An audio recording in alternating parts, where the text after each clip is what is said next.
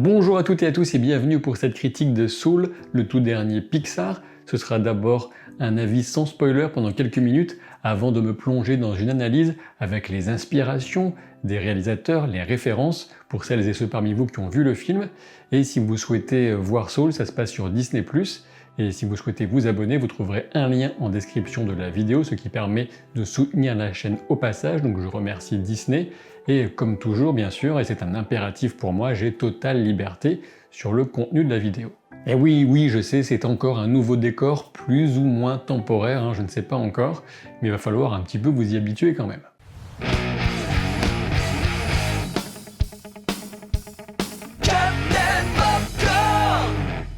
Avant de lancer Soul, je n'avais pas beaucoup réfléchi, j'ai appuyé sur play et je me suis laissé porter. Pourtant, je pense que si j'avais consacré quelques instants à définir ce à quoi je m'attendais, je sais que j'aurais forcément mis dans la liste l'excellence technique et visuelle, une des marques de fabrique bien connues de Pixar, qui a révolutionné, on peut le dire, le film d'animation numérique. Mais bon, je me suis laissé porter donc et je me suis amusé de la claque visuelle que je me suis prise, alors que franchement j'aurais dû m'y attendre. Et ce qui m'a particulièrement frappé, c'est la juxtaposition de personnages certes ultra expressifs mais qui restent résolument cartoon, avec des décors et une lumière d'un réalisme parfois saisissant. Plutôt que réalisme, je devrais même parler de sublimation, notamment dans le traitement de cette lumière d'une beauté quasiment surnaturelle. Ce sont notamment les scènes de New York qui m'ont particulièrement conquis, mais avant d'aller plus loin, un résumé éclair des bases de l'intrigue s'impose. En quelques mots donc, Soul évoque le rapport à la vie d'un Afro-Américain d'âge moyen, environ 45 ans, qui est passionné par le jazz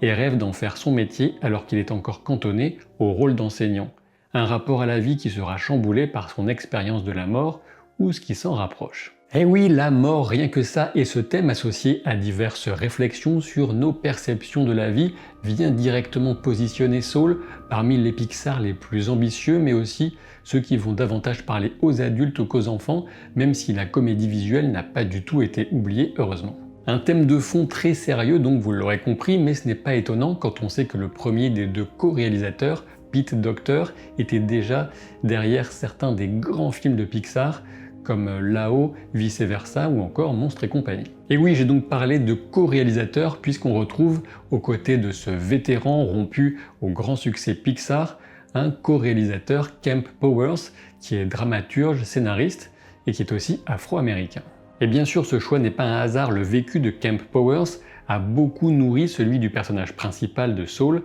Joe Gardner.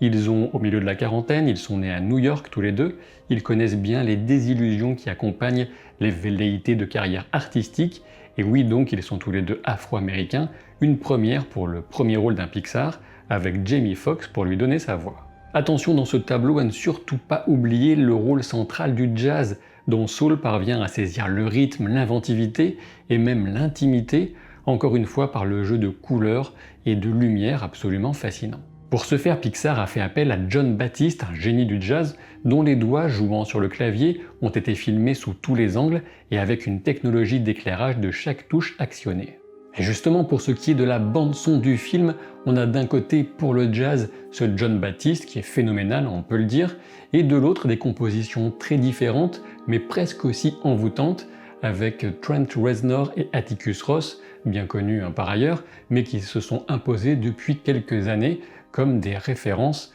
de la composition de bandes originales. Avant de passer à mon analyse et donc au spoiler, en résumé, j'ai passé un excellent moment avec Soul. J'ai particulièrement apprécié les nuances et la profondeur de ce qu'on peut appeler les messages du film, mais qui ne sont au final que des conseils de vie dont la simplicité ne fait que souligner la pertinence. J'ai été ému et fasciné, plus que je n'ai ri, et j'ai éprouvé une tendresse toute particulière pour les passages dans New York, alors même que personnellement je n'y ai jamais mis les pieds. Autre spécificité du film, je l'ai trouvé relativement imprévisible, et de mon point de vue, c'est une qualité, à condition bien sûr que ces surprises ne surgissent pas au détriment du propos, de la cohérence de fond, mais ici ce n'est pas le cas. Et si toutefois pour la beauté du geste, on va dire, pour essayer d'équilibrer un peu cette critique qui sera très positive, je ne vous le cache pas, j'ai essayé d'exprimer un défaut principal que j'ai pu trouver à Soul, ce serait peut-être dans le déséquilibre entre les différents moments qu'on peut trouver dans ce film et l'intérêt différent que j'ai pu ressentir pour les uns et les autres. En résumé, j'aurais aimé passer un peu plus de temps dans la vie quotidienne de Joe à New York. Quoi qu'il en soit, ce qui ne fait aucun doute pour moi, c'est que je vous recommande très chaudement Soul, qui parvient à mettre son esthétisme très abouti en harmonie avec sa beauté intérieure, qui est une sagesse bienveillante, qui parvient, en tout cas de mon point de vue, à s'extraire de ces bons sentiments un peu simplistes et habituels qu'on retrouve souvent. Et maintenant, si vous continuez la vidéo au-delà de ce point, c'est que vous avez vu le film, donc considérez-vous comme prévenu, à partir de maintenant, il y aura des spoilers. Comme vous le savez, Soul prend le risque de nous emmener vers l'au-delà et surtout le grand avant, cet endroit où les âmes se préparent avant de rejoindre la Terre. Les créateurs ont beaucoup travaillé et réfléchi sur les formes à donner à cette représentation. Ils ont indiqué avoir d'abord pensé à la Grèce antique avant d'opérer un revirement pour viser un rendu plus universel. Personnellement, je dois dire que les formes de Jerry ou Michel en VF m'ont fait penser au cubisme et notamment à Picasso, avec même un rappel, je pense, dans un tableau qu'on devine dans l'appartement de Joe. Il est amusant de savoir que les principales inspirations des créateurs sont en fait les expositions universelles, mais aussi l'aérogel, un matériau composé à 99,8% d'air et qui reste pourtant solide, particulièrement léger. Il est notamment utilisé en aérospatial. Toujours sur les inspirations, puisqu'il faut quand même avouer que c'est un thème majeur du film et qu'il est intéressant de connaître justement celle des réalisateurs, on peut noter que c'est plutôt Miles Davis qu'on retrouve derrière Dorothea, la meneuse saxophoniste du fameux quartet que Joe rêve de rejoindre. Et oui, Miles Davis était à la fois très à l'écoute de ses partenaires mais aussi particulièrement impatient. Comme les réalisateurs le soulignent en interview, le jazz reste fortement masculin, notamment chez les instrumentistes, et Dorothea devait avoir cette force et cette approche assez dure pour justifier qu'elle ait pu réussir à s'y faire une place. Dans ma perception du film, il me semble discerner deux autres références et inspirations très voisines avec la théorie des cordes et le film Interstellar. C'est rapide et discret, mais lorsque Joe tombe du chemin montant vers la lumière blanche, un thème récurrent et bien connu des expériences de mort imminente, il traverse ensuite ce qu'on peut deviner comme la structure de l'univers, avec l'idée peut-être de version parallèle de lui-même et de construction abstraite rappelant la fameuse partie finale, ou presque, du film de Nolan. Dans un registre bien différent, j'ai pensé à Moby Dick avec le bateau de Moonwind et surtout la scène de capture de 22 transformée en âme perdue. Après tout, Moby Dick traite bien de la quête destructrice et impossible d'un idéal absolu et j'y ai trouvé une certaine résonance avec les idées du film. Autre point que j'ai remarqué, dans l'atelier de la mère de Joe, on a au total 3 couturières. Voilà peut-être ce qu'il y a de plus proche dans notre modernité des fameuses 3 tisseuses du destin qu'on retrouve dans de très nombreuses cultures et religions autour de la naissance, de la vie et de la mort. Avant d'en venir à ce que j'ai retenu des messages si intéressants du film, je vous propose pour le moment de rester sur du plus léger avec les quelques références, les clins d'œil, sachant qu'il y a souvent beaucoup d'autoréférences entre les différents films Pixar. Et pour cette section, il faut que je remercie IDoIdeas qui a relevé tout ça sur un post Reddit dont je vous mettrai un lien en description. Pour commencer dans le grand hall des activités, on peut deviner une âme qui observe la fameuse lampe Luxo Junior, le symbole de Pixar. On peut repérer plus tard la Luxo Ball ou Pixar Ball qui est placée dans de très nombreux films Pixar. Elle est ici sous un cheval de bois dans la chambre de 22, mais elle est difficile à deviner du fait du noir et blanc. Autre easter egg, l'une des voix que prend 22 est celle de Carl Fredricksen, le vieux monsieur de là-haut, réalisé par Pete Docter, comme je vous le rappelais en début de vidéo. Enfin, le fameux camion de livraison de Pizza Planet qui apparaît dans tous les Pixar sauf les Indestructibles, et bien dans le hall lui aussi. Alors bien sûr, il y a des références très évidentes dans la liste immense avec toutes les étiquettes des mentors qu'a eu 22 au cours de sa non-existence,